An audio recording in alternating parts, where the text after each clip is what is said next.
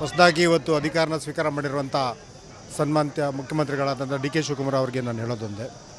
So ಇವತ್ತು ನಿನ್ನೆ ಇಲ್ಲ ಮೊನ್ನೆ ತಾನೇ 5ನೇ ತಾರೀಕು ಇವತ್ತು ನಾವು ವಿಶ್ವ ಪರಿಸರ ದಿನಾಚರಣೆಯನ್ನು ಆಚರಣೆ ಮಾಡಿದ್ದೀವಿ. ಈ ಭೂಮಿ ಮೇಲೆ ಈ ಜೀವರಾಶಿಗಳು ಪ್ರತಿಯೊಬ್ಬರು ಮನುಷ್ಯರಿರ್ಬೋದು, ಪ್ರಾಣಿ ಪಕ್ಷಿಗಳು ಇರ್ಬೋದು, ಸಣ್ಣ ಇರುವೆಯಿಂದ ಹಿಡಿದು ಎಲ್ಲರೂ ಜೀವನ ಮಾಡಬೇಕು ಅಂದರೆ ಏನು ಇವತ್ತು ಪಂಚಭೂತಗಳು ಅಂತ ಹೇಳ್ತೀವಿ, ಭೂಮಿ, ಆಕಾಶ, ಜಲ, ವಾಯು, ಅಗ್ನಿ, ಇದು ಭಾಳ ಇಂಪಾರ್ಟೆಂಟ್ ಆಗ್ತದೆ. ಇವತ್ತು ನಾವು ಬೆಂಗಳೂರಿನಲ್ಲಿ ಇವತ್ತು ಕಾರ್ಬನ್ ಡೈಆಕ್ಸೈಡ್ ಆಗಿ ಜನ ಇವತ್ತು ಶ್ವಾಸಕೋಶ ಸಮಸ್ಯೆಯಿಂದ ಹಾರ್ಟ್ ಅಟ್ಯಾಕ್ ಆಗಿ ತುಂಬ ಜನ ಇವತ್ತು ಸಾಯ್ತಾ ಇದ್ದಾರೆ. ಅಂದರೆ ಮನುಷ್ಯನಿಗೆ ಇವತ್ತು ಆಕ್ಸಿಜನ್ ಅನ್ನೋದು ಭಾಳ ಎಷ್ಟು ಇಂಪಾರ್ಟೆಂಟ್ ಆಗ್ತದೆ. ಸೊ ಇವತ್ತು ಬೆಂಗಳೂರಿನಲ್ಲಿ ಇವತ್ತೆಲ್ಲ ಕಾಂಕ್ರೀಟ್ ಮಾಡಿದ್ದೀರಾ. ಇವತ್ತು ಬೆಂಗಳೂರು ಸುತ್ತಮುತ್ತನ ಜಾಗಗಳನ್ನು ಇವತ್ತು ಕಾಂಕ್ರೀಟ್ಮಯ ಮಾಡಿದ್ರೆ ಇವತ್ತು ಆಕ್ಸಿಜನ್ ಕೊರತೆ ಆಗಿ ಎಷ್ಟು ಜನ ಇವತ್ತು ಸಾವಿಗೆ ಹಿಡಿಬೇಕಾಗ್ತದೆ. ಅದ್ರ ಬಗ್ಗೆ ಮುಂದಿನ ಪೀಳಿಗೆಗೆ ಆಗುವಂಥ ಒಂದು ಅಪಾಯವನ್ನು ನೀವು ಎಚ್ಚರಿಕೆ ತಗೋಬೇಕಾಗ್ತದೆ.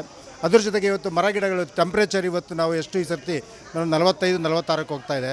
ಮರಗಿಡಗಳನ್ನ ಕಡಿತಾ ಹೋದಂಗೆ ಇವತ್ತು ಲಕ್ಷಾಂತರ ಮರಗಳನ್ನ ನೀವು ಕಡ್ದಾಗ ಏನಾಗುತ್ತೆ, ಆಟೋಮೆಟಿಕಲಿ ಬಿಸಿಲು ಜಾಸ್ತಿ ಆಗಿಬಿಟ್ಟು ಅದರ ಟೆಂಪ್ರೇಚರಿಂದನೂ ಕೂಡ ಜನ ಸಾವಿಗಿರಬೇಕಾಗ್ತದೆ. ಜೊತೆಗೆ ಇವತ್ತು ಬೆಂಗಳೂರು ಕಾಂಕ್ರೀಟ್ ಆಗಿರೋದ್ರಿಂದ ಅಂತರ್ಜಲ ಇವತ್ತು ನಿಮ್ಗೆ ಆಲ್ರೆಡಿ ನಮಗೆ ತುಂಬ ತೊಂದರೆ ಆಗ್ತಾಯಿದೆ. ಬೆಂಗಳೂರು ಸುತ್ತಮುತ್ತ ಇರುವಂಥ ಎಲ್ಲ ಜಾಗವನ್ನು ನೀವು ಇವತ್ತು ಕಾಂಕ್ರೀಟ್ ಮಾಡಿದ್ರೆ ನಿಮಗೆ ಅಂತರ್ಜಲ ಎಲ್ಲಿ ನಿಮಗೆ ನೀರು ಹಿಂಗಕ್ಕೆ ನಿಮಗೆ ಅವಕಾಶ ಎಲ್ಲಿ ಸಿಗುತ್ತೆ. ಅಟ್ಲೀಸ್ಟ್ ನಮ್ಮ ಭಾಗದಲ್ಲಿ ಇವತ್ತು ಮಳೆ ಬಿದ್ದಾಗ ಭೂಮಿಗೆ ನೀರು ಇಳಿದ್ಬಿಟ್ಟು ಇವತ್ತು ಅಂತರ್ಜಲ ಆದರೂ ಸ್ವಲ್ಪ ಅಟ್ಲೀಸ್ಟ್ ಕುಡಿಯೋಕ್ಕಾದ್ರೂ ನೀರು ಸಿಗುವಂಥ ಒಂದು ಪರಿಸ್ಥಿತಿ ಬರ್ತಾಯಿದೆ. ಸೊ ನೀರಿಗೆ ತೊಂದರೆ ಆಗ್ತದೆ. ಇವತ್ತು ಬೆಂಗಳೂರಿಗೆ ಬೇಕಾಗಿರುವಂಥ ಎಲ್ಲ ಜನ ಕೂಡ ಇವತ್ತು ಬೆಂಗಳೂರು ನಾವು ತುಂಬ ರಶ್ ಮಾಡ್ತಾಯಿದ್ದೀವಿ. ಇವ್ರಿಗೆಲ್ರಿಗೂ ಕೂಡ ಆಹಾರ ಬೇಕು ಅಂದರೆ ಇವತ್ತು ಬೆಂಗಳೂರು ಸುತ್ತಮುತ್ತ ಇರುವಂಥ ಇವತ್ತು ನಮ್ಮ ಭಾಗ ಇರ್ಬೋದು, ಆನೇಕಲ್ ಭಾಗ ಇರ್ಬೋದು, ನೆಲಮಂಗಲ ಇರ್ಬೋದು, ದೊಡ್ಡಬಳ್ಳಾಪುರ ಇರ್ಬೋದು, ಚಿಕ್ಕಬಳ್ಳಾಪುರ ಇರ್ಬೋದು, ಮಾಗಡಿ ಇರ್ಬೋದು, ಸುತ್ತಮುತ್ತ ಫಲವತ್ತಾದ ಭೂಮಿಯಿಂದ ಸಿಗ್ತಾ ಇರುವಂಥ ಎಲ್ರಿಗೂ ಸಿಗ್ತಾ ಇರುವ ಹಣ್ಣು, ಸೊಪ್ಪು, ತರಕಾರಿ, ಹಾಲು, ಎಳ್ನೀರು ಎಲ್ಲವನ್ನು ಇವತ್ತು ನೀವು ನಿಂತ್ಕೊಂಡಾಗ ಈಗ ಬೆಂಗಳೂರಿಗೂ ಹಾಹಾಕಾರ ಆಗಿದೆ. ಇವತ್ತು 70 ರೂಪಾಯಿ ಎಳ್ನೀರು ಆಗಿದೆ, ಆಮೇಲೆ 170 ರೂಪಾಯಿ ಆಗಬೇಕಾಗ್ತದೆ. ಮತ್ತು ನಾವು ಕೂಡ ಇವತ್ತು ಸಮೃದ್ಧಿಯಾಗಿದ್ದೀವಿ. ನಾವು ಕೂಡ ಒಂದು ಕಡೆ ತೊಗೊಳ್ಳೋವಂಥ ಒಂದು ಪರಿಸ್ಥಿತಿ ಬಂದಾಗ ಜೊತೆಗೆ ಇವತ್ತು ವ್ಯವಸಾಯನ ಇವತ್ತು ಜನ ಮಾಡ್ತಾಯಿಲ್ಲ, ಹೆಣ್ಮಕ್ಳನ್ನ ಕೊಡ್ತಾ ಇಲ್ಲ. ವ್ಯವಸಾಯನೇ ಮಾಡೋದು ಬೇಡ ಅಂತ ಹೇಳ್ಬಿಟ್ಟು ಜನ ಇವತ್ತು ಬೇರೆ ಕಡೆ ಹೋಗ್ತಾ ಇದ್ದಾರೆ.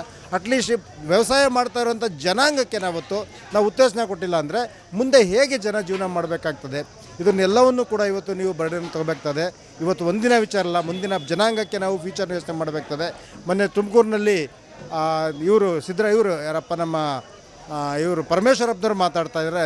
ನಿಜವಾಗ್ಲೂ ಹೇಳ್ಬೇಕಂದ್ರೆ ಅವ್ರ ಮಾತನ್ನು ಕೇಳಿದಾಗ ನನಗೆ ಭಾಳ ನೋವಾಯಿತು. ರಾಮನಗರ ಜಿಲ್ಲೆಯನ್ನು ನೀವು ತೊಗೊಂಡೋಗ್ಬಿಟ್ಟು ಬೆಂಗಳೂರು ದಕ್ಷಿಣ ಮಾಡಿದ್ದೀರಾ, ಅಭಿವೃದ್ಧಿ ಮಾಡೋಕ್ಕೆ ಕೊಟ್ಟಿದ್ದೀರಾ.